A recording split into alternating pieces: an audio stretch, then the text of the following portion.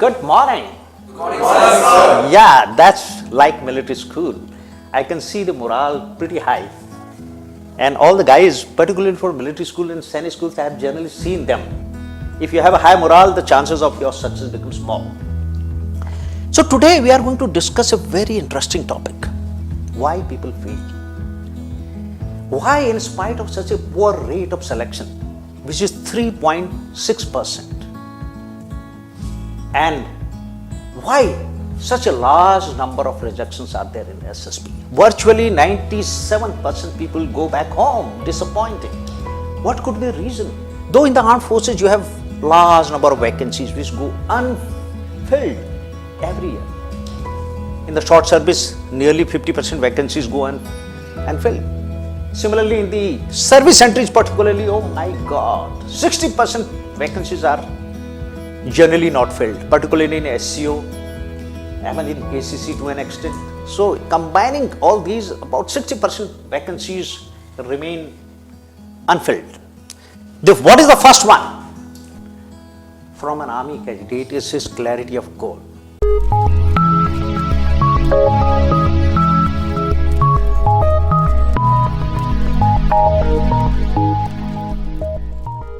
Download the SSB SureShot app from Google Play Store to access courses for written exams like NDA, CDS and AFCAT. You can also find courses for SSB Personality Development and Spoken English. Apply the coupon code SIGNUP15 to get 15% off on your first purchase. Call us on 725-930-7111 for any queries. You know, we are looking for a particular personality which I told you fits into that domain, that he possesses that qualities of an average officer, those 15 OLQs. Yes, sir. So, if this person is very clear about his goal, that whether he is going to join the armed forces or not, whether he has formulated his goal little early in life, that also matters a lot. So, the motivation level increases. Anyone who has made up his mind that he is going to join the forces in the class 5th, you'll find he is a different person. He will acquire all the knowledge about the armed forces. He will start preparing. He will be able to find details. He will know what does the army mean. And he will have his knowledge automatically broadened about the armed forces. His awareness will increase. The clarity of goal has got a direct relationship with this. And that makes him better prepared automatically. So a clarity of goal in life is one of the most important things, more so for the armed forces. If you are clear that you are going to join the armed forces, then I think your chances of making it are far more. And if you are confused about it, obviously your motivation level will go down and there will always remain doubts in your mind and your knowledge about the armed forces will be that much poor. Okay? The second thing is the lack of knowledge and awareness. As an interviewing officer, as a commandant, I have seen large number of candidates fail because of this factor. Because you know, in the 15 OLQs I told you, the factor 1 deals with your mental faculty only. Okay? And in case we find a chap lacking in that, his knowledge, because remaining thing, you can speak only if you have a knowledge, otherwise what you are going to speak? The awareness about your surroundings, the awareness about your own self, the awareness about the armed forces.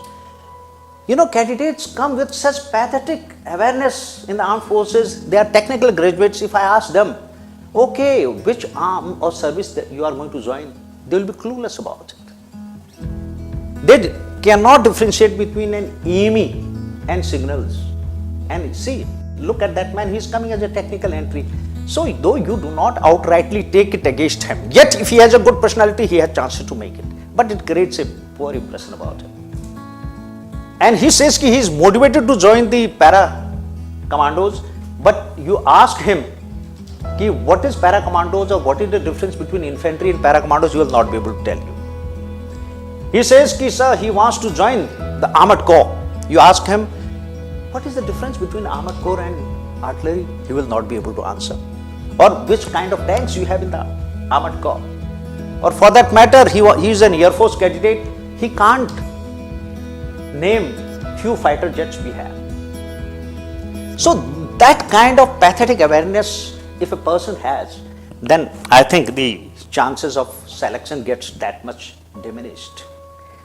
Knowledge have another perspective. You know, a person who is well read in life, who has read some books, and who knows more about life, he knows about his own subject, then obviously you will grant him more. A chap who is a technical graduate and you ask him some questions, elementary physics questions of 12th class, I promise you, large number of them are not able to tell that. I must have asked n number of students, technical graduates, what is the Newton's second law? I can assure you, first and third they may be able to tell you, but second law they are clueless about. And some basic elementary questions, what is the difference between a generator and a motor? You ask a chap who's done, can you believe it, an engineering degree, can you expect such kind of pathetic awareness from a candidate who is a technical graduate? I wonder what kind of technical graduates are passing out from the college these days. So the knowledge is broad-based knowledge. Having read few books, knowing about India, knowing about the geography, knowing about the states, knowing about what kind of constitution we have, what kind of governments we have, knowing about the surroundings, which are the neighboring states, okay, what kind of relationships we have with the neighboring states, and having read some good books. If you have read about 10 to 12 books, I can assure you your outlook towards life will change. But unfortunately, we people are so busy in our WhatsApp messages and our internet, we hardly have time to read. It is my advice to you, large number of candidates fail because they are poorly read. Their awareness levels are pathetically low. Because I have seen it. Because that chap has got no clue. Then what do you do with such kind of candidates? He may be having a good communication skills. He may be having a lot of motivation. But his knowledge faculty is poor. His awareness is very, very low. So you are unlikely to get a success in that. So that's very important.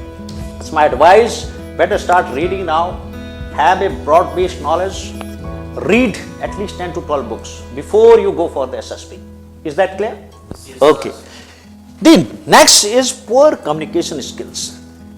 There are two kinds of people in that. One who generally lack a communication skills in any language. There is second category who unfortunately can speak in their own mother tongue / Hindi, but have some problem in communicating English. Gentlemen, I must make it very clear here, because armed forces language is English. If you are not able to communicate in English, let me tell you, and let me make no bones about it, even the God can't help you. So make sure that you improve your communication skills. So English communication, English knowledge is a must. The next comes confidence. You know, you have such category of candidates also. You know, their knowledge, they are well read. 30, 40 books they have read. They have very good hobbies. They have good knowledge. They have good awareness. They have also motivation. But when it comes to confidence, you know, you find them lacking.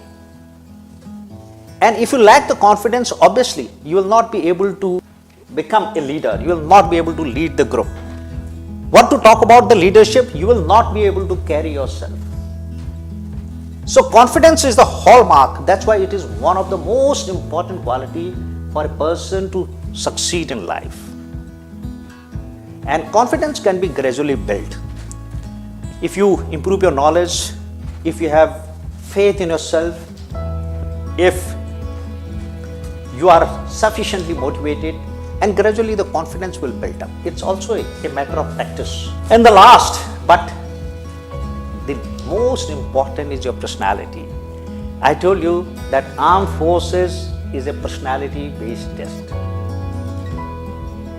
And basically, more than your knowledge, we are looking for a person who's positive, who's motivated, who's leader, who's confident. So we are looking for a good personality who fits into the overall picture of an average officer who has those 15 officer-like qualities. The basic problem of some people who go to the SSB is their negative overtone. When they go to the SSB, they have slightly a negative mindset. They have doubts. They have fears, what I have written there. They have anxiety. They have guilt. Let me tell you, we maybe all have gone through different phases of life. We all have committed large number of mistakes.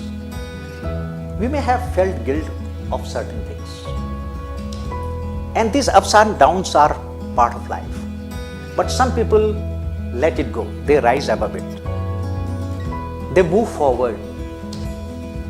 And they gradually get rid of this thing. Who is the person in this world who has not done a mistake in his life? If you broadly and practically take it, every one of us has done the mistake. I am included in that. But if you carry that burden with me, it is going to create problem. There are good people who come for the SSB. But you know why we do not select them? They are too anxious. Anxious of what? Oh my God, I have to pass. Come what face I will show to my parents? What my course mates will say? You know, this is a big, huge burden.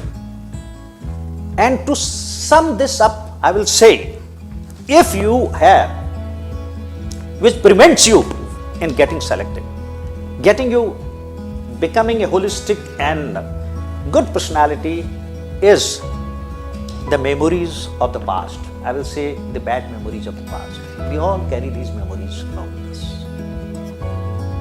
And the second thing is the excitement of the present. You know, you get too excited and that excitement results into anxiety again. When there is a SSB, particularly if you have gone second and third time, you carry a bit of burden.